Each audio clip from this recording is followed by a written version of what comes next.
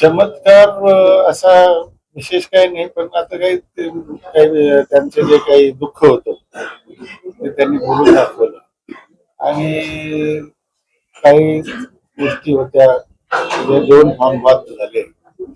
आम्हाला त्याचं दुःख झालेलं आहे, कारण की आमचे सुद्धा 2 कॅन्डिडेट कमी झाले आणि त्याच्या बदल्यात आम्ही त्यांना एक कोऑप द्यायचं कबूल केलेलं आहे. असं त्याच्यामुळं मग परत ती युती आमची नाबीद झालेली आहे. काही ना काही ठिकाणी त्यांचं म्हणजे समित्या बिमित्यावर कुठेतरी वर्णी लावाच लागेल. हे एकाच प्रभागामध्ये फक्त झालेले आहे, बाकी प्रभागामध्ये नाही झालं.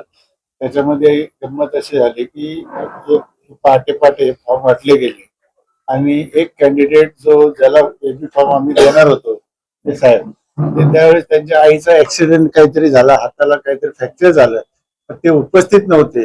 मग तिथं कोणतरी जागा भरावी म्हणून आम्ही त्या दुसऱ्या कॅन्डिडेटला एबी फॉर्म दिला. बाकी असं दुसरा 2-2 लोकांना फॉर्म दिलेले नाही. सगळ्यात महत्वाचं, वरिष्ठ नेत्यांना आमच्या जे जिल्हा लेवलचे जे होते, जिल्हा अध्यक्ष होते, त्यांच्याशी पहिली चर्चा केली होती. चर्चेतूनच आम्ही अंतिम निर्णय घेतला होता. परंतु काही गैरसमज होते, ते गैरसमज दूर झाल्यानंतर आम्ही पुन्हा युती केली. तोडण्याचं कारण काय? युती तोडण्याचं कारण असं होतं की जिथे 2 वार्ड होते आपले, जे आम्हाला प्रभाग क्रमांक 7 मध्ये सोडले होते, त्यातला एक तर आपला काही तांत्रिक कारणामुळे तो बाद झाला. परंतु दुसऱ्या ठिकाणी जे प्रवीण गायकवाड होते उमेदवार, त्यांची आई आजारी होती. त्यांच्या ठिकाणी आम्हाला त्यावेळेस वाटलं की ते येणार नाही आणि म्हणून ते दुसरा फॉर्म आम्ही त्यांना दिलेला.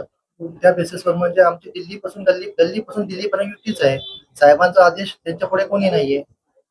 आम्हाला आश्वासन असं देण्यात आलेलं आहे की आमचे 15 नगरसेवक जर निवडून आले तर त्याच्यामध्ये आम्ही कॉप मध्ये घेऊ.